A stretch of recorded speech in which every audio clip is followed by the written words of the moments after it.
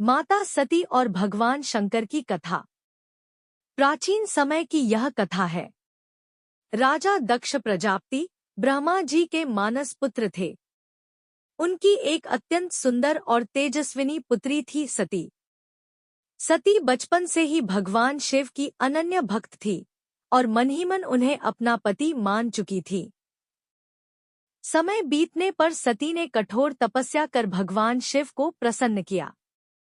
उनकी भक्ति और तप से प्रसन्न होकर शिवजी ने सती को अपनी अर्धांगिनी के रूप में स्वीकार किया। दोनों का विवाह बड़े हर्षोल्लास के साथ हुआ, लेकिन राजा दक्ष को यह विवाह स्वीकार नहीं था। वे भगवान शिव को तपस्वी, स्मशानवासी और विरक्त मानते थे।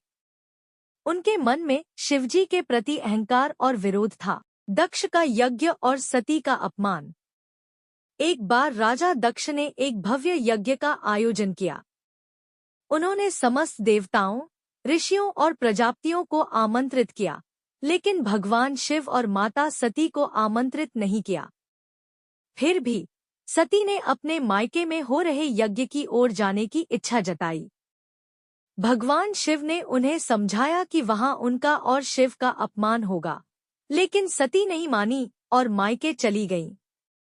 यज्ञ स्थल पर पहुंचकर सती ने देखा कि शिवजी के लिए वहां कोई आसन नहीं रखा गया है और न ही उनका आदर हुआ, अपितु उनके पिता दक्ष ने शिवजी को अपशब्द कहे और उनका अपमान किया। सती का आत्मदाह।